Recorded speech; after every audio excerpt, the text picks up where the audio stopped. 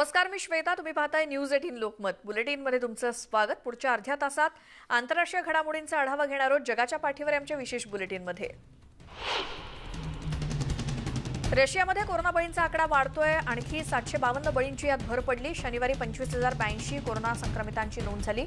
जून महिन्यात दररोजची रुग्णसंख्या 9,000पर्यंत होती. ती जुलै महिन्यात वाढून 23,000पर्यंत पोहोचली आहे. डेल्टा व्हेरियंटमुळे संक्रमणात आणि मृत्यूसंख्येमध्ये मोठ्या प्रमाणात वाढ होत असल्याची माहिती अधिकाऱ्यांनी दिली. संक्रमण वाढलं असलं तरी लॉकडाऊन लावण्याचा विचार नसल्याचं सरकारकडून स्पष्ट करण्यात आलंय. चीनमध्ये युनान प्रांतात स्थानिक संक्रमणातून 12 जणांना संक्रमण झाल्याचं राष्ट्रीय आरोग्य विभागाकडून सांगण्यात आलंय.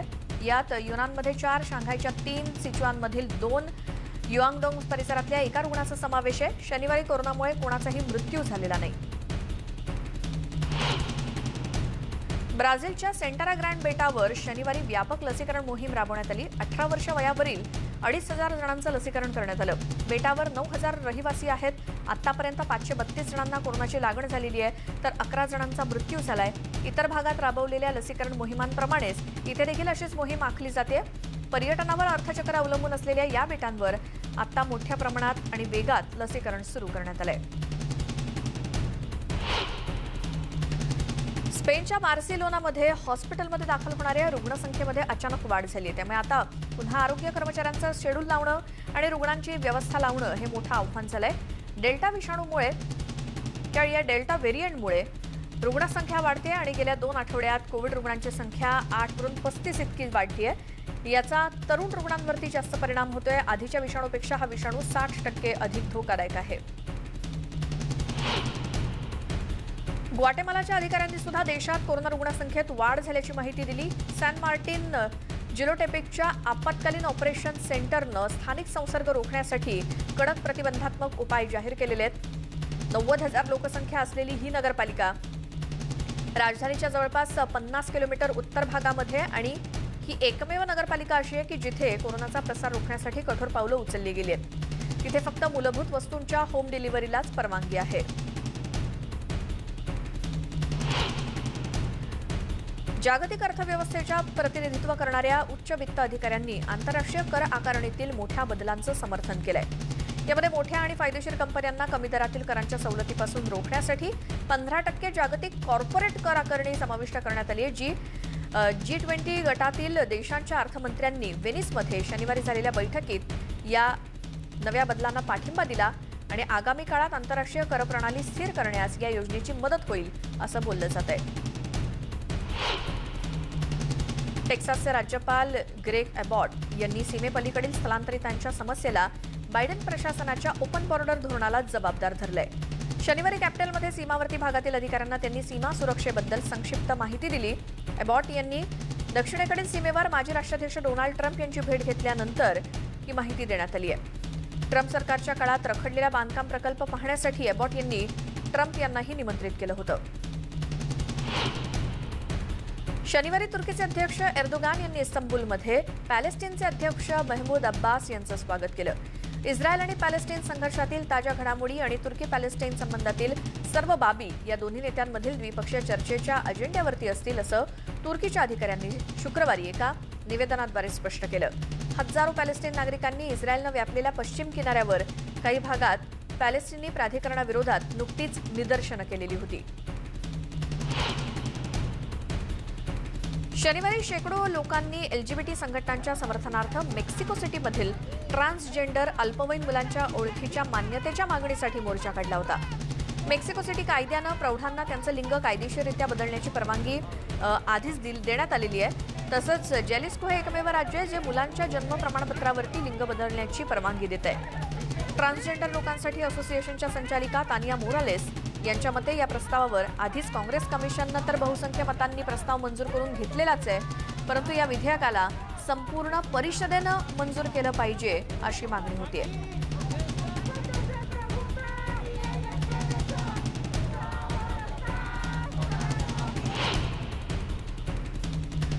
पॅरिस हॉट कोचर वीकसाठी डिझायनर म्हणून किर्बी जीन यांनी काम केलं. या शोसाठीचे ते पहिलेच कृष्णवर्णीय डिझायनर ठरलेत. किर्बिजियन हे पहिले कृष्णवर्णीय अमेरिकन डिझायनर आहेत जे फ्युचर वीकमध्ये सामील झाले होते आणि हा कार्यक्रम माझ्यासाठी प्रेरणादायी आहे कारण लोकप्रिय संस्कृतीत सर्वसाधारणपणे कृष्णवर्णीय लोकांच्या योगदानाचं प्रमाण हे फारच नेहमीच कमी राहिलेलं आहे. तसंच आम्ही कृष्णवर्णीय लोकांनी केलेले आविष्कार दर्शवण्याची संधी आम्हाला मिळाली असं डिझायनर किर्बिजियन रेमंड यांनी म्हटलं.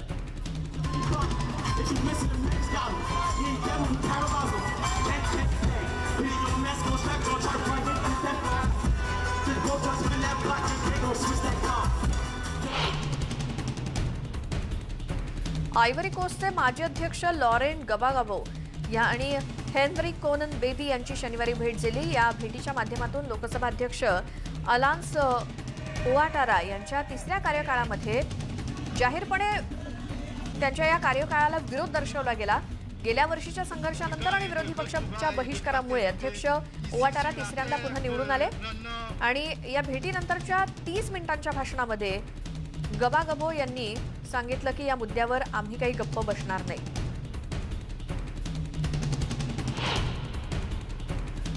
व्हेनेझुएलाचे अध्यक्ष निकोलस मादुरो आणि उपराष्ट्रपती डेल्सी रॉड्रिग्स यांनी शनिवारी हैतीचे अध्यक्ष जोवेल मॉइस यांच्या हत्येसंदर्भात भाष्य केलं आणि कोलंबियाच्या सैन्याला यासाठी त्यांनी जबाबदार धरलं. आज लॅटिन अमेरिका आणि कॅरिबियन देशातील सर्वात मोठा धोका म्हणजे कोलंबियामधील सत्तेतील माफिया आहेत आणि हैतीमधील पकडलेले संशयित हे कोलंबियाच्या लष्कराचे सक्रिय सदस्य होते असं म्हणत मादुरो यांनी कोलंबियन सरकारवर टीका केली. दुसऱ्या महायुद्धानंतरच्या युरोपमध्ये घडलेल्या सर्वात भयंकर अशा हत्याकांडामध्ये मरण पावलेल्यांपैकी काहींच्या अंत्यसंस्कारासाठी शनिवारी सेब्रेनिकामध्ये अंतिम तयारी केली जात होती. डीएनए चाचण्यांद्वारे काही मृतदेहांची ओळख पटवण्यात आली. रविवारी दफनविधी केला जातोय आणि बोस्नियाच्या 11 जुलै 1995च्या युद्धादरम्यान बोस्नियाच्या सरफोर्सनं साराब्रेनिकाचा पाडाव केल्यानंतर इतक्या वर्षांनंतर प्रथमच इतकं मोठं हत्याकांड घडलंय. व्हेनेझुएलाच्या काराकसच्या पूर्वेकडील भागात 2 दिवस झालेल्या जोरदार गोळीबारानंतर कायद्याची अंमलबजावणी करणारे एजंट्स शुक्रवारी सकाळी कोटा 905 या शांती टाउनमध्ये दाखल झाले. कारण कोटा 905 हे अपरिचित क्षेत्र तथाकथित कोकी गँगचा प्रभाव असलेलं मुख्य क्षेत्र आहे आणि यावर्षी अनेकदा कायद्याची अंमलबजावणी करणाऱ्या एजंट्सना हल्ल्यांना देखील सामोरं जावं लागलं. कोकी गँग पोलिसांपासून पळून जाण्यात यशस्वी जरी ठरलेली असली तरी या गुन्हेगारी संघटनेचं उच्चाटन करण्याचं काम सुरू असल्याचं अध्यक्ष निकोलस मादुरो यांनी सांगितलं. इटलीच्या लांपेडुसा बेटाजवळ 30 जून रोजी एक प्रवासी बोट बुडली होती. ती बोट बुडतानाच्या काही अंडरवॉटर इमेजेस इटालियन तटरक्षक दलानं प्रसिद्ध केल्यात. बोट बुडत असताना कोस्टगार्डचं बचाव दल दाखल झालं होतं आणि लगेचच 7 मृतदेह समुद्रातून बाहेर काढण्यात आले तर 46 जणांना वाचवण्यात यश आलं होतं. इटालियन तटरक्षक दलानं मासेमारीच्या क्षेत्रात आणखी 9 मृतदेह सापडल्याचं सांगितलं. त्यामुळे मृतांचा आकडा 16 वर जाऊन पोहोचलाय. अमेरिकेतील सॅन फ्रान्सिस्को बेमध्ये एक लहान बोट उलटून दुर्घटना घडल्याचा प्रकार घडला होता. या दुर्घटनेनंतर एका व्यक्तीला वाचवण्यात अमेरिकन कोस्टगार्डला यश मिळालं. सॅन फ्रान्सिस्को बेमधील टिबुरॉनच्या ब्लफ पॉइंट जवळ ही दुर्घटना घडल्यानंतर काही वेळानं कोस्टगार्डनं आपलं पथक पाठवलं आणि हेलिकॉप्टरच्या साहाय्यानं एका व्यक्तीला वाचवलं आणि सॅन फ्रान्सिस्कोच्या कोस्टगार्डच्या एअर स्टेशनवरती आणलं. आफ्रिकेतील नाईल नदीवर इथिओपियाकडून बांधल्या जात असलेल्या धरणातील जलविद्युत प्रकल्पावरून इजिप्त, सुदान आणि इथिओपिया या 3 देशांमध्ये गेल्या काही दशकांपासून वाद सुरू आहेत. या संदर्भात इजिप्तची आताची भूमिका स्पष्ट करताना इजिप्तचे परराष्ट्र मंत्री सामेह शौकरी यांनी संयुक्त राष्ट्रांच्या सुरक्षा परिषदेला हस्तक्षेपाची विनंती केली आहे. इजिप्त आणि सुदाननं याआधीच या प्रकरणी संयुक्त राष्ट्रांच्या सुरक्षा परिषदेकडे हा प्रश्न मार्गी लावण्याची विनंती करत या बाबतीतला गोंधळ संपवण्याची देखील विनंती केली होती. इजिप्त नाईल नदीतील जलसाठ्यावरतीच अवलंबून आहे. त्यामुळे सध्या इजिप्तमध्ये मोठा पाणी तुटवडा आहे. त्यातच इथिओपिया आपल्या भूमिकेपासून मागे हटायला तयार नसल्यानं सुदान आणि इजिप्तचा इथिओपियाशी संघर्ष अटळ असल्याचंच एकूण दिसतंय. रशियाचे राष्ट्राध्यक्ष व्लादिमीर पुतीन यांनी आर्मेनियाचे पंतप्रधान निकोल पाशियान यांना त्यांच्या निवडणूक विजयाबद्दल शुभेच्छा दिल्या. मॉस्कोतील क्रेमलिनमध्ये या दोन्ही नेत्यांची बैठक झाली आणि यात अनेक मुद्द्यांवरती चर्चा झाली. हा विजय केवळ पाशियान यांचा नसून आर्मेनिया आणि आर्मेनियन जनतेचा असल्याचं पुतीन म्हणाले. अझरबैजानसोबत पाशियान यांनी शांतता करार केल्यानंतर त्यांना मोठ्या विरोधाचा सामना देखील करावा लागला होता.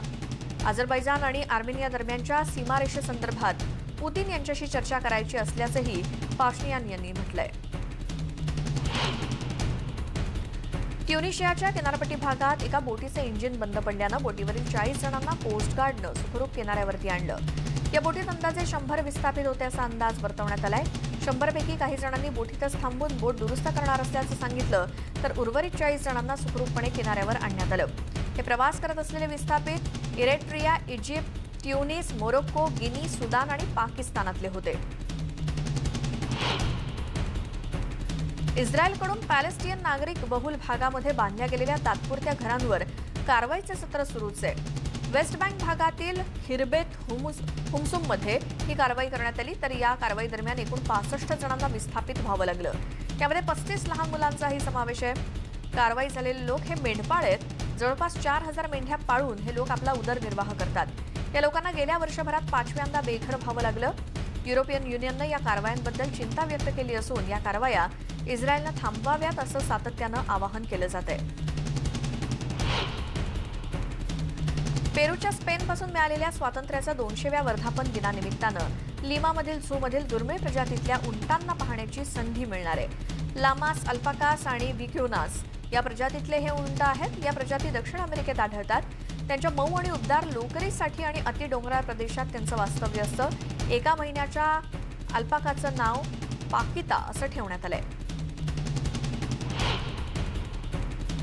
या आठवड्याच्या शेवटी अमेरिकेच्या पश्चिमेला एका उष्णतेच्या लाटेदरम्यान नॉर्दर्न कॅलिफोर्नियाच्या जंगलामध्ये लागलेली आग विझवण्यासाठी अग्निशमन दलाचे जवान आटोकाट प्रयत्न करत होते. ओरेगॉन, अरिझोना आणि इडाहो या भागात आग धुमसतेच आहे. कॅलिफोर्नियामधील डेथ व्हॅली नॅशनल पार्कमध्ये शुक्रवारी तब्बल 130 फॅरनहाईट तापमानाची नोंद झाली आणि शनिवारी देखील तीच परिस्थिती होती. गेल्या आठवड्यात पॅसिफिक नॉर्थवेस्टच्या रेकॉर्ड ब्रेक उष्णतेच्या लाटेदरम्यान उष्णतेशी संबंधित समस्यांमुळे शेकडो लोकांचा मृत्यू झाला. ओरेगॉन, कॅनडा, ब्रिटिश कोलंबिया या ठिकाणी मिळून शेकडो लोक मृत्युमुखी पडलेत. सिएटल, पोर्टलँड आणि इतर अनेक शहरांमध्ये उच्चांकी तापमानाची नोंद झाली आहे. अमेरिकेतल्या कॅलिफोर्नियामध्ये नागरिकांना आणि व्यावसायिकांना 15% पाणी कमी वापरण्याचं आवाहन गव्हर्नर गेविन न्यूसम यांनी केलंय. पश्चिम अमेरिकेला दुष्काळाचा धोका असल्याचा इशारा देण्यात आलाय. त्यामुळे लोकांनी स्वतःहून पाणी कमी वापरणं आवश्यक आहे असं त्यांनी सांगितलंय. हा आदेश नाही पण विनंती असल्याचं ते म्हणाले. उन्हाळ्यामध्ये परिस्थिती आणखी बिकट होते. त्यामुळे आहे तो साठा शेतीसाठी, पिण्याच्या पाण्यासाठी आणि मासेमारीसाठी पुरवावा लागणार आहे. ब्रिटिश कोलंबिया आणि पॅसिफिक नॉर्थवेस्टमध्ये उष्णतेच्या लाटेत शेकडो बळी गेलेत. कॅलिफोर्नियातील 58 पैकी 50 काउंटीजमध्ये दुष्काळाची आणीबाणी जाहीर करण्यात आली आहे. फ्लोरिडामध्ये झालेल्या दुर्घटनेत इमारतीचा काही भाग कोसळून जी काही दुर्घटना घडलेली होती, इतर इमारतींचं दुरुस्ती काम त्वरेनं हाती घेण्यात आलं त्यानंतर आणि मियामी कोर्ट हाऊसच्या इमारतीत सुद्धा 16व्या मजल्यावर काम सुरू केलं जाईल, पण कोर्टाच्या खालच्या मजल्यावरचे कर्मचारी कामावरती परतणार आहेत. दरम्यान इमारत दुर्घटनेत 86 जणांचा मृत्यू झाला तर 43 जणांचा शोध सुरू आहे. स्पेनमध्ये पंतप्रधान पेड्रो सांचेज यांनी मंत्रिमंडळात बदल केलेले आहेत. कोरोना संकटातून अर्थव्यवस्थेला पुन्हा एकदा उभारी देण्यासाठी बदल केल्याचं पंतप्रधान म्हणाले. रोजगाराला चालना देण्याचं मोठं आव्हान मंत्रिमंडळासमोर आहे. सोशलिस्ट पार्टीच्या 7 जणांना बदलण्यात आलंय तर युनायटेड वी कॅन पक्षाच्या मंत्र्यांची पदं कायम ठेवण्यात आली आहेत. दक्षिण आफ्रिकेचे माजी अध्यक्ष झुमा यांच्या अटकेचा निषेध करण्यासाठी समर्थक रस्त्यावरती उतरले. वाहनांचं सार्वजनिक संपत्तीचं मोठ्या प्रमाणात नुकसान करण्यात आलं. गेल्याच आठवड्यात त्यांना 15 महिन्यांसाठी तुरुंगात नेण्यात आलं आणि लवकरात लवकर त्यांची सुटका करण्याची मागणी समर्थक करतायत. पोप फ्रान्सिस यांच्या आतड्यांवर शस्त्रक्रिया करण्यात आली. शनिवारी ते प्रार्थनेला उपस्थित राहिले होते. त्यांच्या तब्येतीत समाधानकारक सुधारणा झाल्याचं चर्चकडून सांगण्यात आलंय. रोमच्या जेमिनी रुग्णालयात 10व्या मजल्यावर त्यांच्यावर उपचार केले जात आहेत. जगभरातली माध्यमं हॉस्पिटल बाहेर तैनात आहेत. 4 जुलैला त्यांना रुग्णालयात दाखल करण्यात आलं होतं.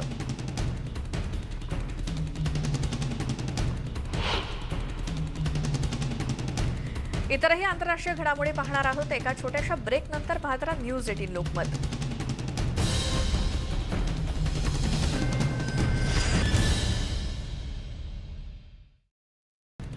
रशियाच्या सेंट पीटर्सबर्गमध्ये मृत्यूसंख्या वाढल्यानं क्रिमेशन सेंटरमध्ये कफिन्स अक्षरशः एकमेकांवरती ठेवावी लागतायत. रशियातील ऑनलाईन न्यूज साईट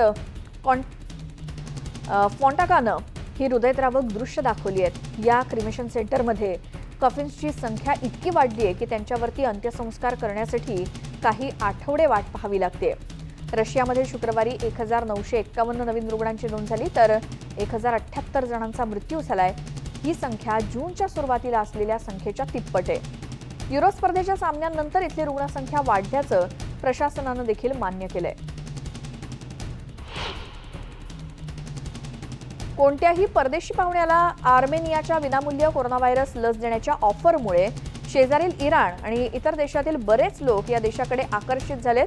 लसीचे डोस मिळवण्यासाठी इराणी नागरिकांनी सुरुवातीला आर्मेनियन सीमावर्ती शहर असलेल्या मेघरी या ठिकाणी गर्दी केली होती. परंतु आर्मेनियाच्या अधिकाऱ्यांनी या आठवड्याच्या सुरुवातीला सर्व विदेशी नागरिकांना आर्मेनियाची राजधानी येरेवान या ठिकाणी लस मिळेल असा निर्णय घेतलाय. मॉस्कोमधील फुटबॉल वर्ल्ड कप सामने जिथे होतात त्या ल्युझिनकी मैदानाचं लसीकरण केंद्रामध्ये रूपांतरण करण्यात आलंय. स्थलांतरितांना इथे लस देण्यात येणार आहे आणि स्थलांतरितांसाठी लसीकरण बंधनकारक करण्यात आलंय. 2018च्या वर्ल्ड कपचा अंतिम सामना याच मैदानावरती झाला होता. या ठिकाणी 15,000 लोकांना दररोज लस देण्यात येईल असा विश्वास मॉस्कोच्या गव्हर्नरांनी व्यक्त केलाय.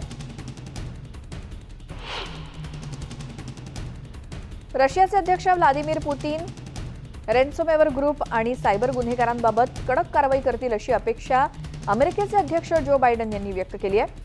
आम्ही जर त्यांना पुरेशी आणि योग्य माहिती दिली तर त्यांनी त्यावर योग्य ती पावलं उचलली पाहिजेत असं बायडन म्हणाले. तंत्रज्ञान, आरोग्य आणि अन्य क्षेत्रातील गुन्ह्यांवरील कारवाईबाबत एका आदेशावर बायडन यांनी स्वाक्षरी केली. यावर पुतीन यांच्याकडून सकारात्मक प्रतिसाद मिळण्याची अपेक्षा असल्याचं ते पत्रकारांशी बोलताना म्हणाले. अर्जेंटिनामध्ये शेकडो शेतकरी आपल्या जनावरांना घेऊन निदर्शनं करतायत. सरकारच्या निर्यात धोरणं आणि अन्य सरकारी उपाययोजनांबद्दल ही निदर्शनं सुरू आहेत. हे निदर्शनकर्ते ट्रक्स, घोडे आणि ट्रॅक्टरमधून ब्युनोस एरिसपासून 239 किलोमीटर अंतरावर असलेल्या ठिकाणी आलेत. अल्बर्टो फर्नांडिस सरकारनं मांस निर्यातीबद्दल गेल्या महिन्यामध्ये जे काही निर्बंध घातले, स्थानिक पुरवठा वाढावा आणि किमती कमी व्हाव्यात यासाठी हे पाऊल उचलण्यात आल्याचं सांगण्यात येतं. यालाच मुख्यतः विरोध होतोय. विरोधी पक्षही या सरकार विरोधी निदर्शनांमध्ये सहभागी झालेत.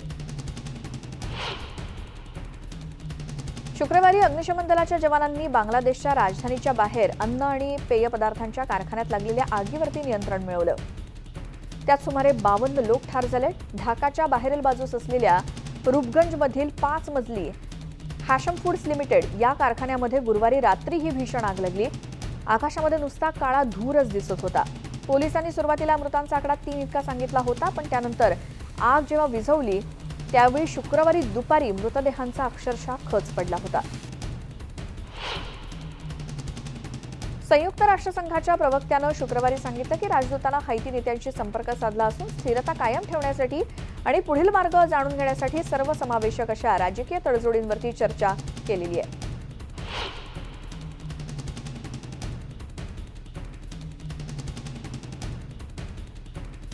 वायव्य पश्चिम पॅसिफिक आणि पश्चिम कॅनडामध्ये सध्या उष्णतेची जबरदस्त प्राणघातक अशी लाट आहे. मानवनिर्मित हवामान बदल हा एकमेव त्यासाठी कारणीभूत आहे. आंतरराष्ट्रीय पातळीवरील 27 तज्ज्ञांच्या टीमनं असं सांगितलंय की हवामान बदलामुळे प्रश्न 1 त्याची उत्तरं आली. घटना 1